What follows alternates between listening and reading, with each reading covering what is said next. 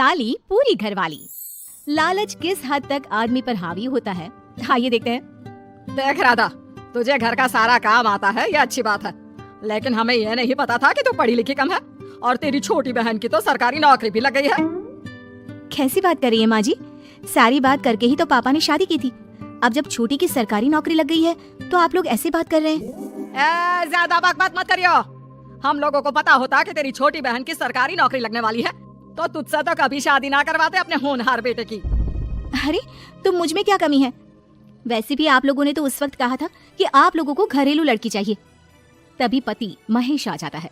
देख राधा, 100 की सीधी एक बात बता देता हूँ, तू जा और अपनी बहन को बोल कि उसे यहाँ रहकर अपनी कमाई हम लोगों को देनी होगी जब तक हमारे सारे कर्जे उतर नहीं जाते, नहीं तो तू अपना बोरिया बिस्तर बांध और निकल मायके। राधा पति की बात सुनकर हैरान रह जाती है। दिमाग है भी क्या आप लोगों के पास? क्या बोले जा रहे हैं? साली को घर पर रखेंगे? अरे मोहल्ला समाज क्या कहेगा? और माना पिताजी को उसके पैसों की जरूरत नहीं है, लेकिन वो अपनी कमाई आप लोगों को क्यों देगी? अरे क्योंकि हम लोगों के ऊपर कर्जे हैं, समझी? या तो तू कमा कर ला या अपनी बहन को बोल कि अपनी बहन का घर बचाना चाहती है तो यहाँ आकर रहे। सभी मिलकर राधा को घर से निकाल देते हैं। राधा भी कहाँ जाती, मायके जाकर रोने लगती है। छोटी बहन मीना कहती है, अरे क्या हो गया दीदी, कितना पैसा मांग रहे हैं? अरे अभी दे देते हैं ना, रो मत, अब तो मेरी भी नौकरी है। लेकिन राधा तो रोए ही जा रही थी। नहीं नहीं, इस बार लगता है उन लालची लोगों ने कुछ और ही डिमांड रखी है, वरना राधा इतना ना रोती। क्यों बेटी, क्या हुआ है? माँ पिताजी, इस बार जो उन लोगों ने मांगा है ना, वो सुनकर तो आप लोगों के पैरों के नीचे से जमीन खिसक जाएगी। ऐसा क्या मांगा है दीदी? तुझे तुझे मांगा है। What? What nonsense? दीदी क्या बोल रही हो, समझ रही हो?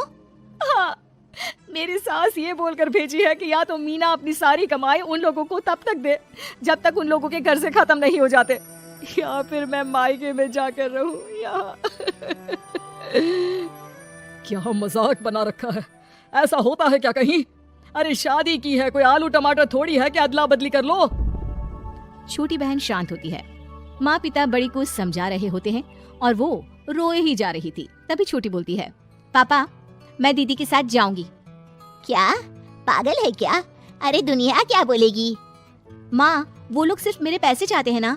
अरे वो तो वो लोग यहाँ से भी ले सकते थे छोटी, फिर वहाँ क्यों बुला रहे हैं तुझे? माँ वो कह रहे थे कि हमें पता होता कि छोटी की सरकारी नौकरी लग जाएगी तो उसी से करवा देते उनके होनहार बेटे की शादी। हाँ, और मैं जैसे उस लपड़गंजू से शादी कर लेती। लपड़गंजू? अगर वो लपड़गंजू है तो मेरी शादी क्यों करवा दी? मैं नहीं जाने वाली वापस। अरे क्योंकि तू बेवकूफ है, तुझे जवाब देना नहीं आता। चल मेरे साथ। उन लोगों को लगता है ना साली पूरी घरवाली, तो अब देखिए साली का जलवा। और शादीशुदा बेटी को पिता भी कितना घर बिठाते। उसके ससुराल जाते हैं दोनों बेटियों के साथ। आइए आइए, ले आए अपनी कमाओ बेटी, ये अच्छा किया। समझदार आदमी की पहचान यही तो होती है। मुझसे बात करिए ना, मैं रहने आई हूँ इस घर में तो मेरी कुछ शर्तें रहेंगी। अरे वाह जी वाह, बहन के ससुराल में भी शर्तें? अरे और क्या, आप लोगों को मेरे पैसे चाहिए, दीदी घर का काम करेगी, इतना सब मिल रहा है। वैसे आप तो जानती हैं, बाजार में बिना शर्तों के तो एक पॉलिसी भी नहीं मिलती है। बात तो ये सही बोल रही है, सरकारी नौकरी वाली लड़कियां ऐसा नहीं मिलती। हाँ हाँ ठीक है, अच्छा बोलो छोटी बहू, क्या शर्तें हैं तुम्हारी? मैं कोई काम नहीं करूंगी। कैसी बात कर रही हो छोटी बहू, तुम नौकरी करोगी, अरे लाखों कमाओगी कि घर का काम करोगी? घर के कामों के लिए है ना ये बड़ी। दूसरी शर्त, मुझसे कोई बदतमीजी से या ऊंची आवाज में बात नहीं करेगा। अरे कैसी बात कर रही हो तुम तो ख्वाबों की रानी हो। शट अप जीजा जी, साली से मजाक करना अलग बात है, लेकिन याद रहे साली बहन होती है बीवी की, और बीवी की बहन यानी आपकी बहन। माँ ये क्या बोल रही है? बहन? अरे ना बेटा, मैं हूँ ना, बात करती हूँ ना, रो मत बच्चा, रो मत। खैर पिता दोनों बेटियों को छोड़कर चले जाते हैं। अगली सुबह, अरे सरला, जल्दी से मेरा और तुम्हारी बहन का खाना पैक कर दो, हम लोग ऑफिस के लिए निकल रहे हैं। लेकिन सरला तो सोफे पर बैठकर टीवी देख रही होती है। देखो जी, मेरी बहन पैसे कमा रही है तो मैं क्यों काम करूं? याद है ना मम्मी जी क्या बोलती थी कि मेरा बेटा पैसा कमा रहा है तब सारा काम मैं करती थी। अब मेरी बहन कमा रही है तो मैं भी काम नहीं करूंगी। हाँ अरे साली साहिबा चलिए ना, मैं आपको दफ्तर छोड़ देता हूँ। क्या रेपुटेशन बनेगी हमारी। हाँ हाँ जीजा जी चलिए, आज आपकी ये इच्छा भी पूरी कर देते हैं। छोटी के ऑफिस में। अरे ये कौन है? तेरे जीजा जी है ना? ये कैसे तुझे छोड़ने आ गए? अरे वो अब ना मेरे पास ही रहती है। सभी एक दूसरे की तरफ देखने लग जाते हैं।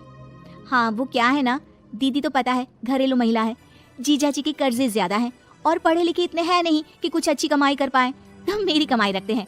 बस जैसे ही इन लोगों का कर्जा खत्म हो जाएगा मैं अपने घर चली जाऊंगी। पास खड़े जीजा जी का मुंह बन जाता है।